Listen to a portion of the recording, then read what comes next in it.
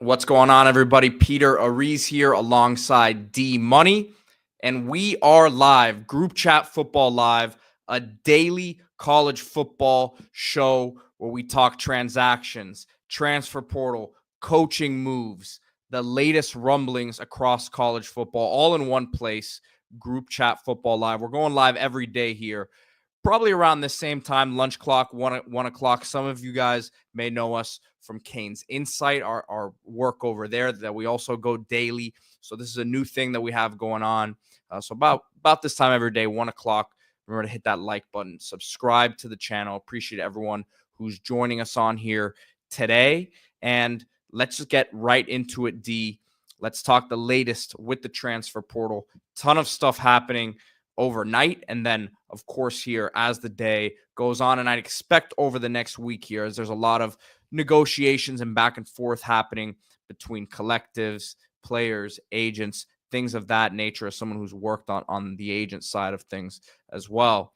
But right off the top here, quarterback movement, Duke Malik Murphy, a guy who came over from Texas, started a few games for the Longhorns in the previous year, and then at Duke this year throws for almost 3,000 yards this season, leads Duke to a really solid season over there. 26 touchdowns, 12 interceptions out of Los Angeles originally, and he's going to have a couple years of eligibility remaining.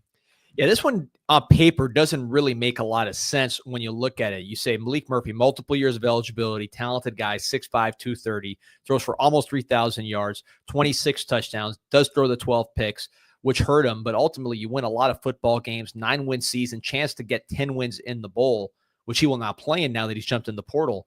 It makes you wonder, what are you looking for? Obviously, it's not academics. Duke is a high academic school. You're in a Power 4 conference. You got a chance to play in the playoffs.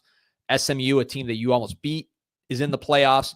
Clemson as well. So it's a strange situation that he jumps in at this time. Is he maybe going closer to home in California? Certainly there are teams on the West Coast that can use a player with this level of experience.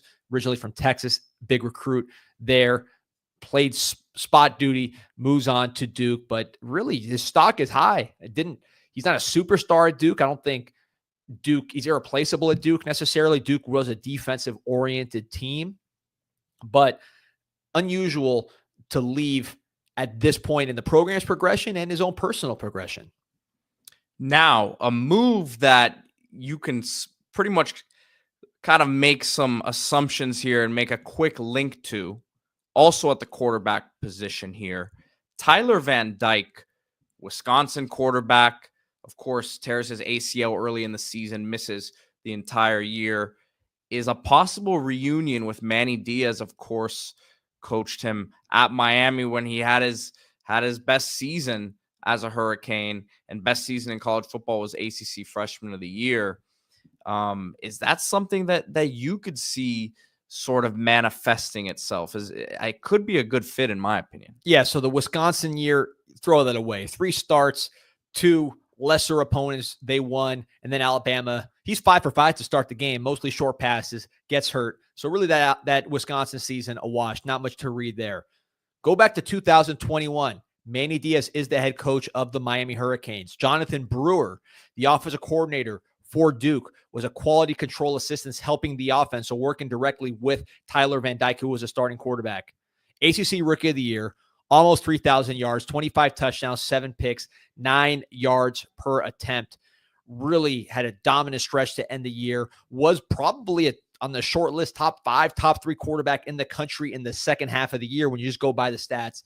Playing in a system similar to what Duke runs. Again, Jonathan Brewer working closely with Rhett Lashley, now the head coach at Southern Methodist, going to the playoffs here to play Penn State. But his protege was Brewer, who is now with Duke. So it's an easy connection there. You could see the system fit. It's a system that Van Dyke had his most production in.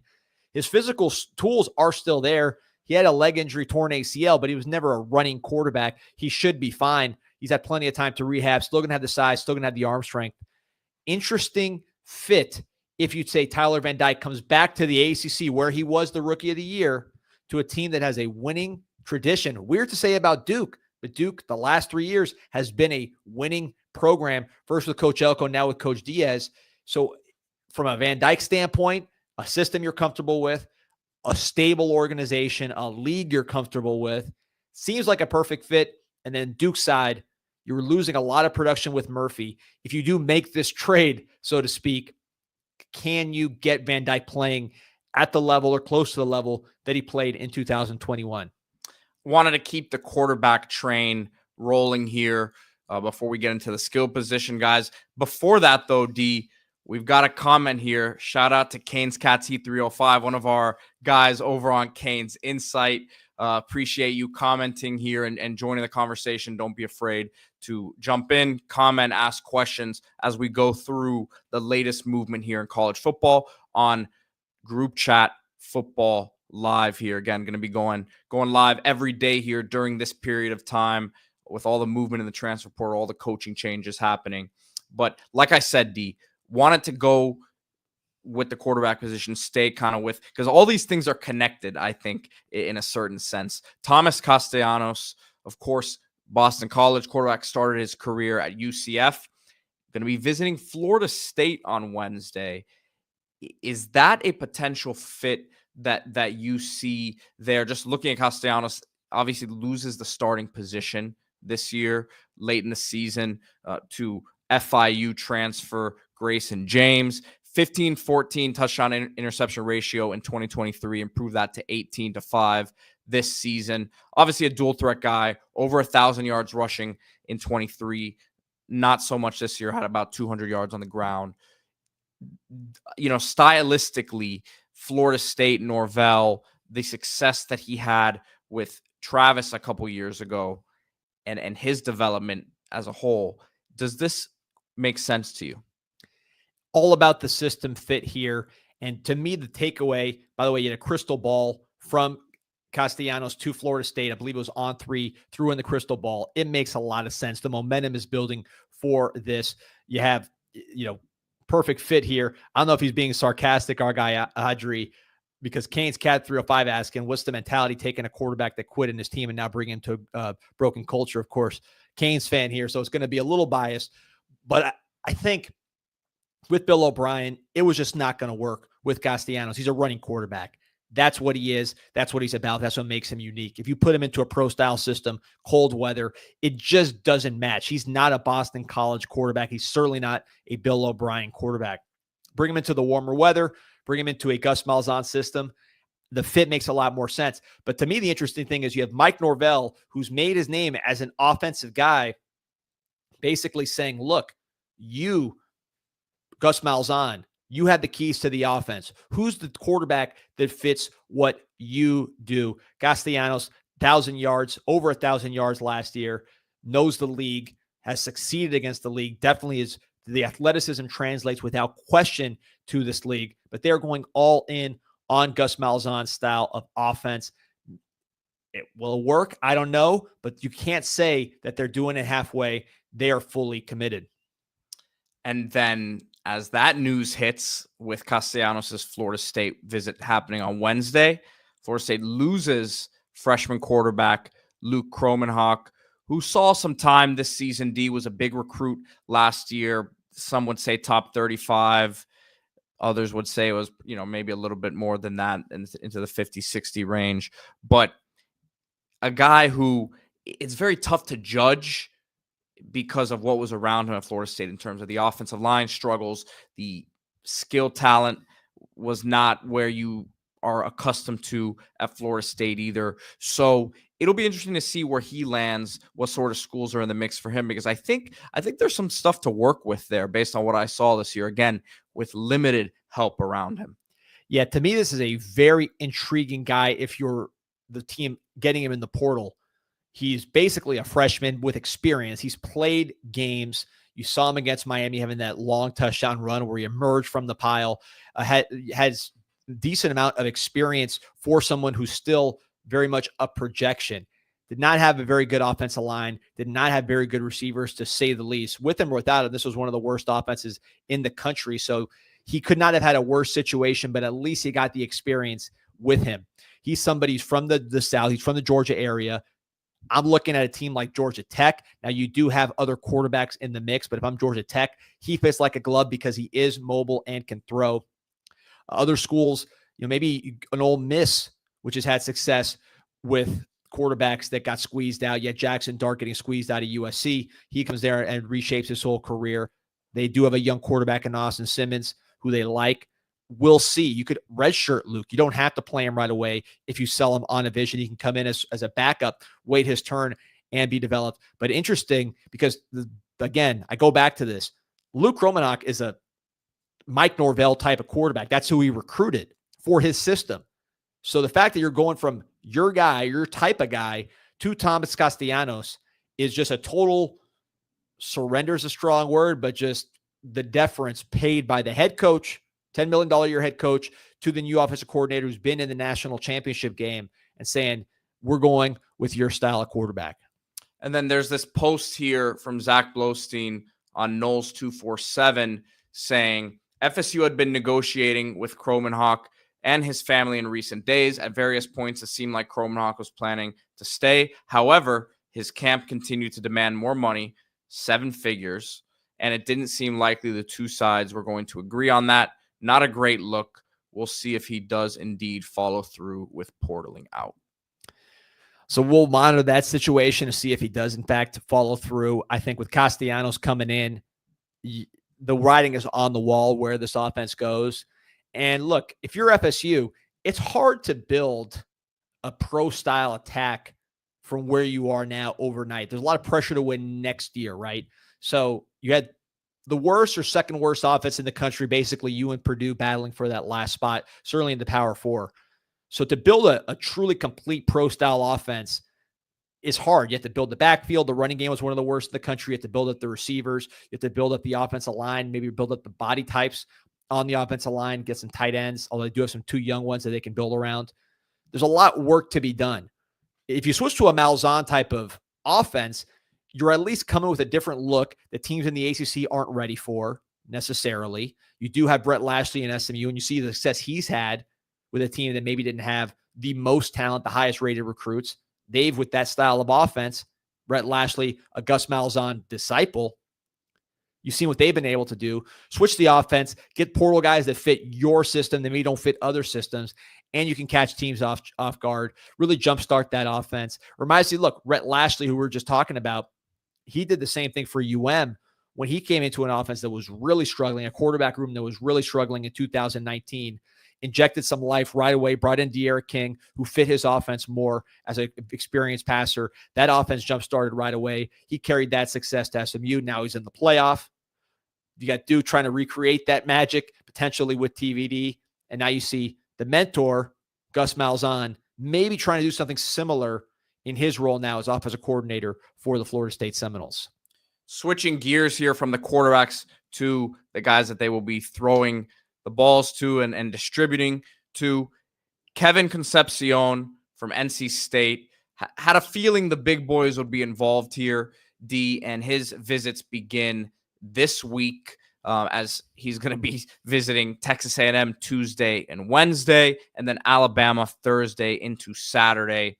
A guy who's originally from the Charlotte area, 10 touchdowns as a freshman, 8 total touchdowns this year as a sophomore, 6 receiving, 2 rushing. Had a better year by the numbers as a freshman, almost 1,300 career receiving yards. So again, A&M and Bama this week could see some more teams get involved here. You look at his yards per reception this year, it was down to 8.7 for a guy who, and I'll play some clips here, is as explosive as he is. It'll be interesting to see in terms of the offensive scheme and where he ends up, how they will use him.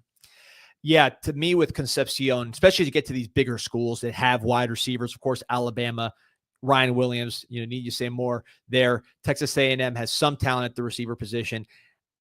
I think with Concepcion, to me, he's more of a running back. There are people I know in the ACC that look at Concepcion as a running back prospect. You just saw Brashard Smith from the Miami Hurricanes move over to SMU, play tailback, and set the league on fire with explosive plays all the way to the playoff where they're at now. So you could see something similar with Concepcion. If you're talking about Alabama, Jahmyr Gibbs, right? Not that much different size-wise than Concepcion. You talk about Texas A&M. They've had guys like this, Devin Achane, maybe more pure speed, but similar size. Arian Smith, sort of that running back / receiver type of guy. So to me, I would not just get this guy. I'd expect him to be someone you throw the ball to 80 times a year. Alabama, Texas A&M, they have good receivers. I'm handing this guy the ball. I'm making him more of a running back as part of a stable, similar to a Brashard Smith. And I think that's when you'll get the most out of Concepcion. Yeah, it's the open field ability. It's the shiftiness. It's the agility when he has the ball in his hands that I think makes him really, really special. So I agree with that. That's why I say, it's great to say you can just add him to the mix, but I would love to see the plan for whichever offensive coordinator and offense he ends up going to, because he's got a ton of ability, and would love to see him reach his full production potential there. So moving along here, the running back position, Louisiana Monroe, true freshman Ahmad Hardy is set for an Ole Miss visit on Wednesday. And this is a very, very interesting story here. He actually, according to On3 and 247, on his profile, his only offer was ULM. So from Mississippi, 1,300 yards and 13 touchdowns this year as a true freshman. 30 yards against Texas and 60 against Auburn. So not huge games there, 3 yards a carry and 4 yards a carry respectively. But obviously the offensive line is very overmatched in those situations against those schools. But the coach has come out and said that he's done things the right way in terms of his process of leaving, via the transfer portal. But Ole Miss, they're losing some backs this year. Hardy, again, 1,351 yards and 13 touchdowns as a true freshman.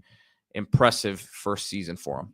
Yeah, I think with Ole Miss, you saw they relied a lot on Henry Parrish as he started to get nicked up. You didn't quite have what you had with Judkins the year prior. You really had a lot of options, a lot of ways to attack. Ole Miss is known under Lane Kiffin for rotating multiple backs that can hurt you. And a guy like this, who's an ascendant player, who don't want to develop him, you can plug him right in. You see his body. He's not the biggest guy in the world, but he's got some development to him. He can break tackles. Bring him into the SEC.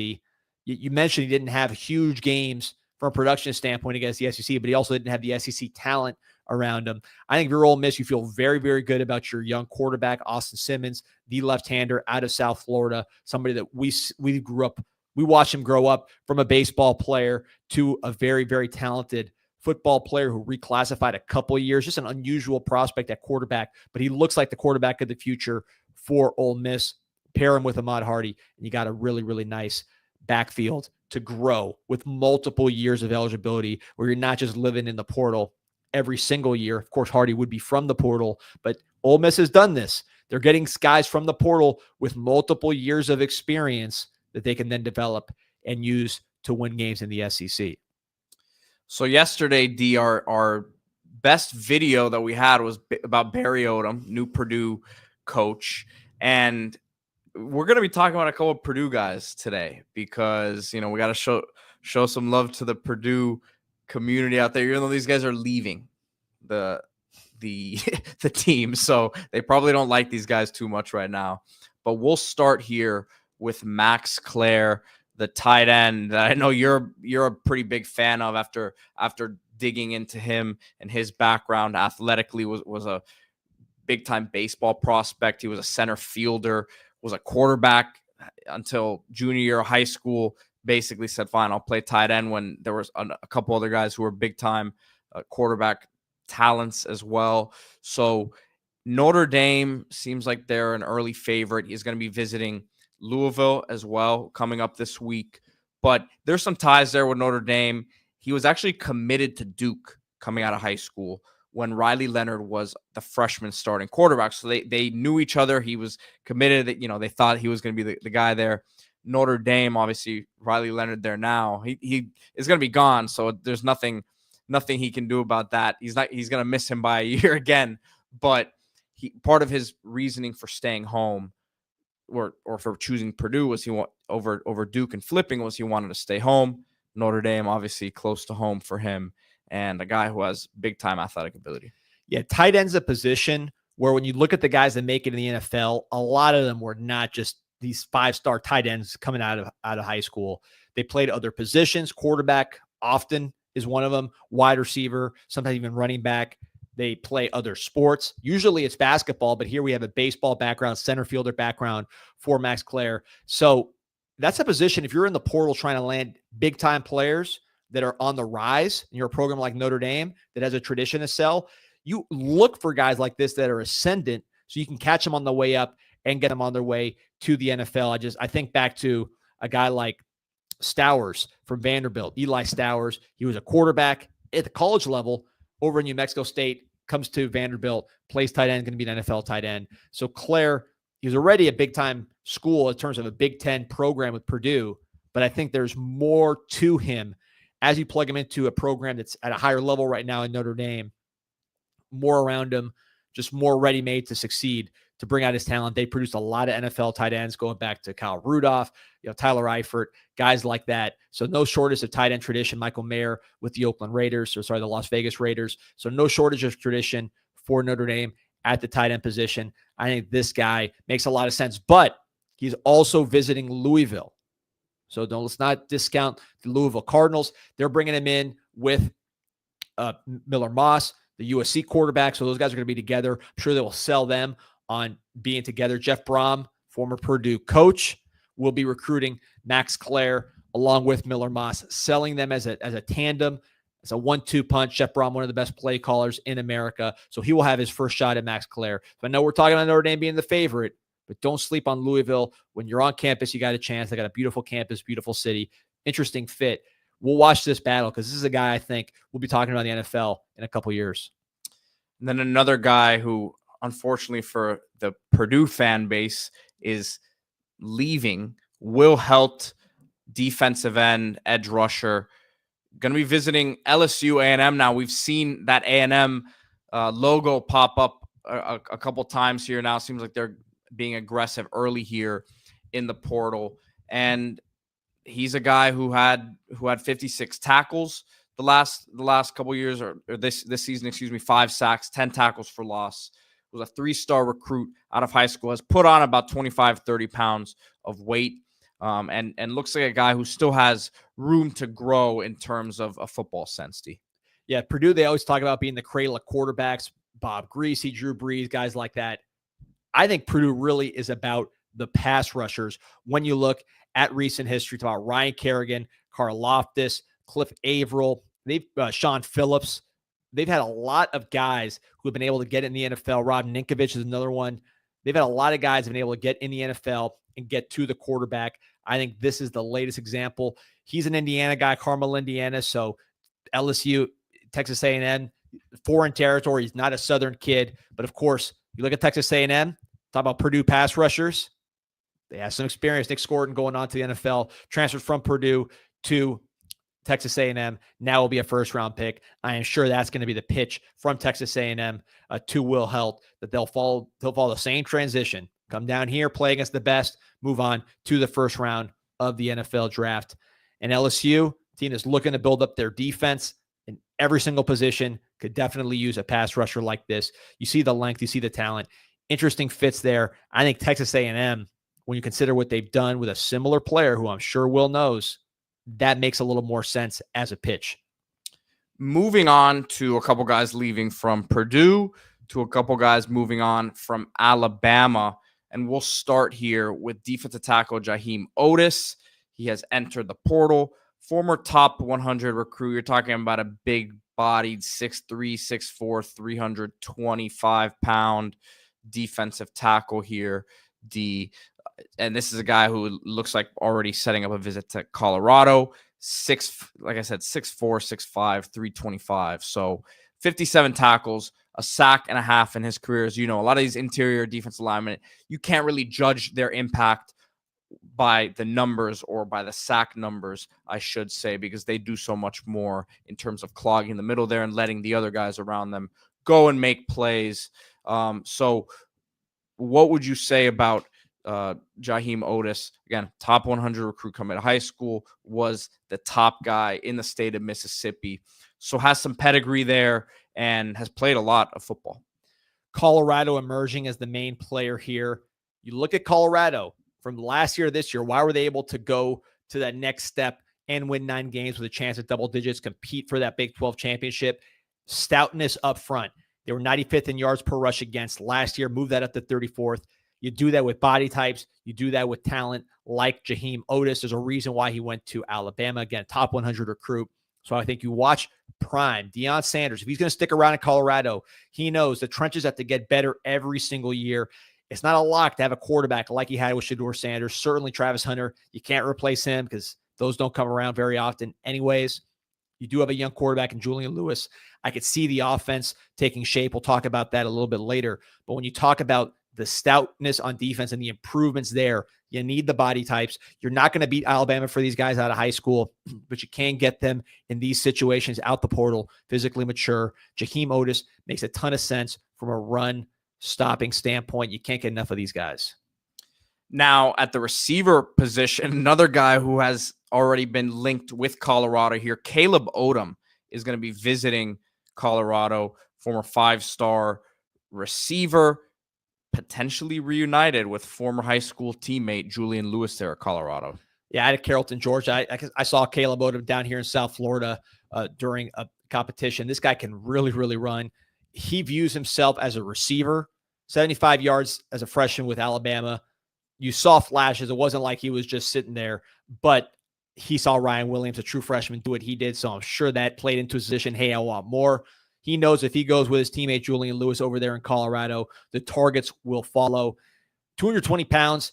A lot of schools like him as a tight end. He was the 6th-ranked tight end in the nation coming out of high school. But in his mind, he sees himself as a wide receiver, and he's not, he's not crazy to say that. He has athleticism. He has movement skills. He's coordinated. He's fluid. So I think if he goes to Colorado, you will see him be more of that hybrid where he's really playing a lot of wide receiver. Here you see the combination here in high school. I mean, this guy was just, you see how easy of a mover this guy is. So to me, I can see the fit in Colorado. Of course, the quarterback is a fit. The connection is there, and they'll let him do more. Alabama put him into a box because he had so many good receivers, including probably the best receiving talent in the country that we've seen in some time with Ryan Williams, along with Jeremiah Smith at Ohio State. So he's never going to be the guy there. He goes to Colorado. He already knows the quarterback wants to throw it to him, and he can be used more as a wide receiver than as a matchup kind of guy, which would have been more likely in the SEC. Yeah, big body receiver, but like you said, has the ability to really move. Caleb Odom, let's see, man. If Prime stays there and they keep loading up on this talent, then that could be something that is a real force to be reckoned with out there at Colorado. And there's a lot of receivers that have done well there, so you can sell it. It's not obviously don't Shedeur, but you can sell that these guys will come over there and catch balls because it wasn't just Travis Hunter. They spread the ball around. A lot of guys brought in, had success, whether it was from Vanderbilt or FAU. They were bringing multiple players in that were able to make big plays in this wide open offense in the wide open Big 12. So moving on to a position. Well, before we get on, Terrell Jackson's got a question I want to get to. I was gonna get to this. Oh, you were? Oh, I didn't know you had to. I was gonna transition to the D tackle that we had. I'll take a step back. Get that transition. So what I was gonna say is that we're gonna go into the most premier position, or one of the most premier positions outside of quarterback, which is D tackle, and Keyshawn Silver. It's already kind of shaping up that he's going to be one of the top guys, and this obviously of this portion of the portal, because it's still early here in the cycle, and then of course there's going to be the spring portal cycle as well. But Keyshawn Silver already has multiple visits lined up. This is a guy who was a former 5-star recruit. First couple years at UNC, last couple years at Kentucky.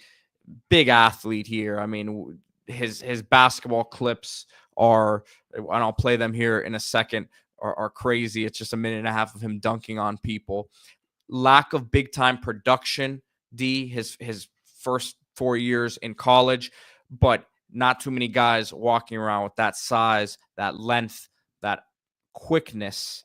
So what are your thoughts on Keyshawn Silver? I mean, first of all, just looking at that picture, you offer him based on the picture alone, and then you offer him on the basketball highlights. You can go back to high school that you're going to post up.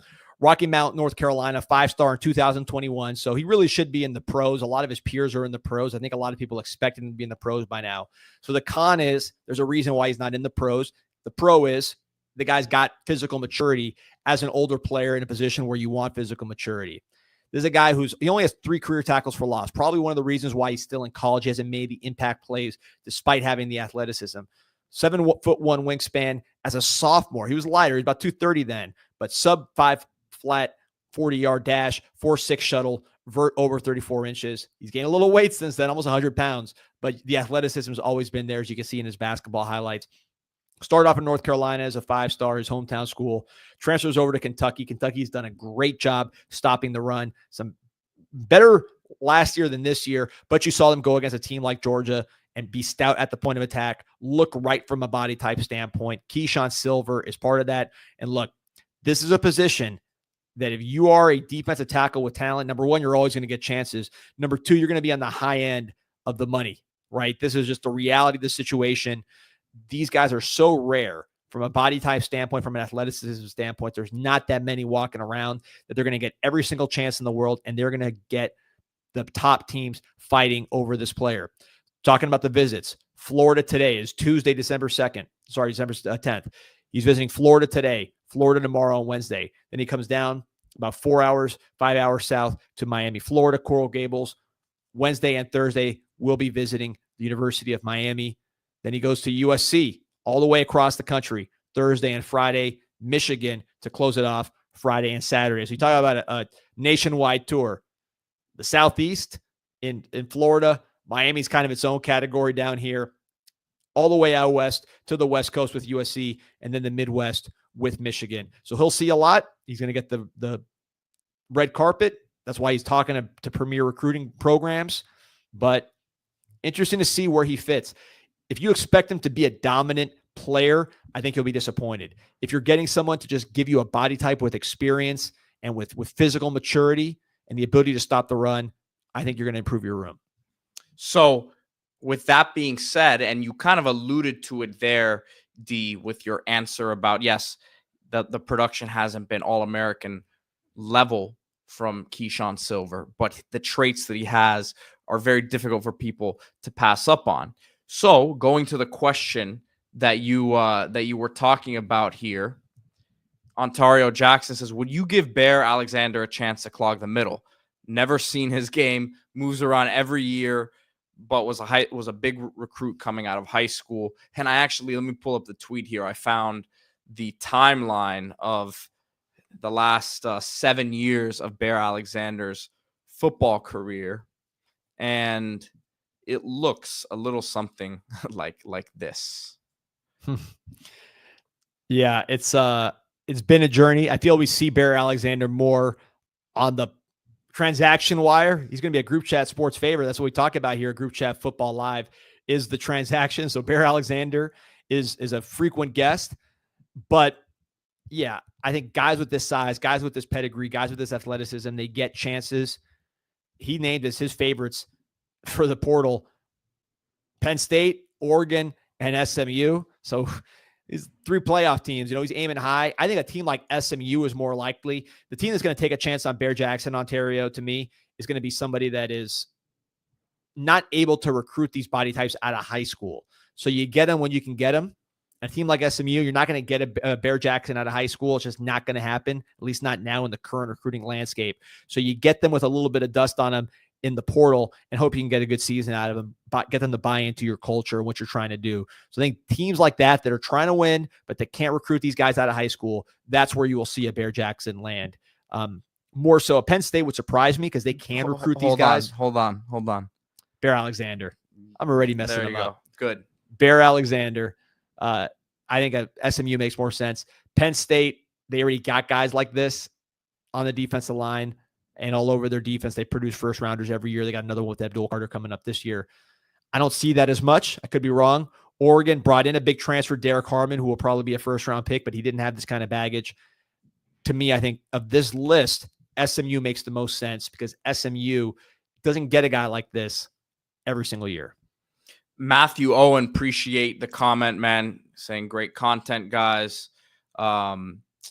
Q Sports Media asking about Antoine Jackson. So, look, Q Sports Media, another guy, you're always with us on Canes Insight. We are here on our other page, Group Chat Sports, Group Chat Football Live, a daily show we're doing here. Follow us on here.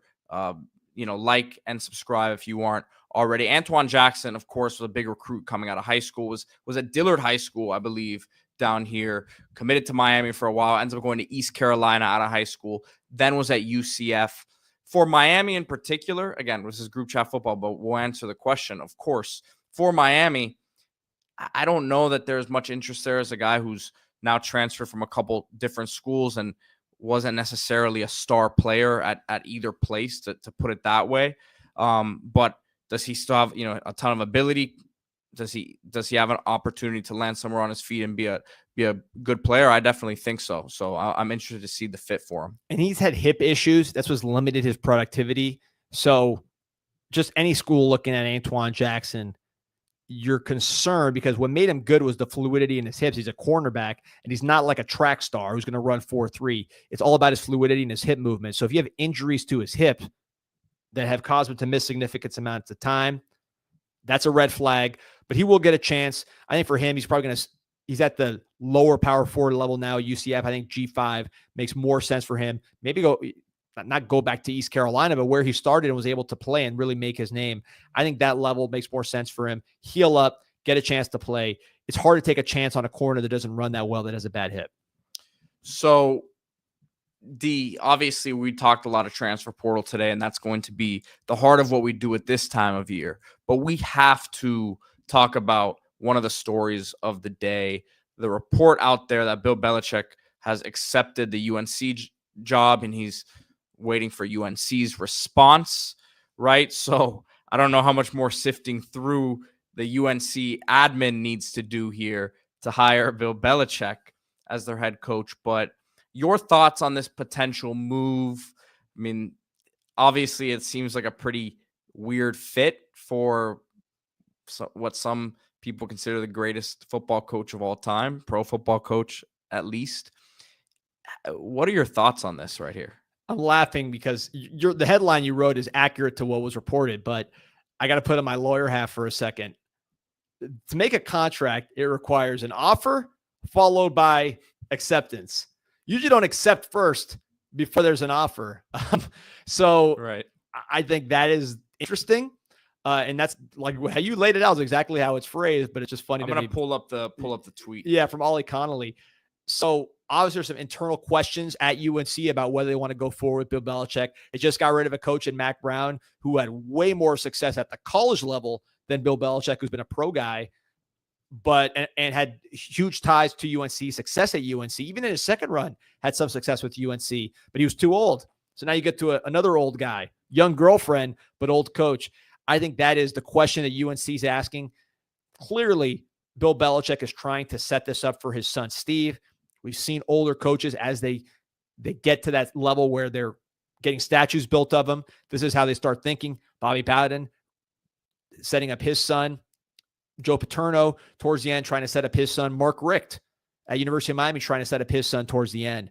So I think that's really what this is all about, and it's very common for coaches that have already accomplished so much and have earned them that respect. To me, the questions, if I'm UNC, number one, you're asking questions about the age. That's an issue they just went through. And Q Sports nailed it. I think it is all set up for his son.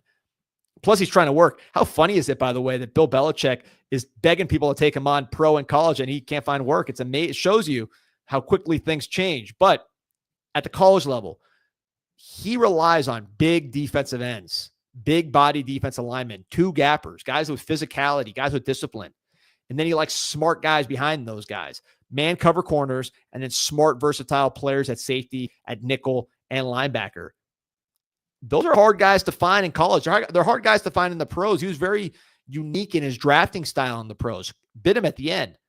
High school, it's even harder to find those guys. So is he going to be able to get those guys consistently? To me, that is the question when you talk about Bill Belichick at UNC, and I'm sure that's the deliberation that is happening with the powers that be at UNC. And this was him on his weekly spot yesterday on the Pat McAfee show.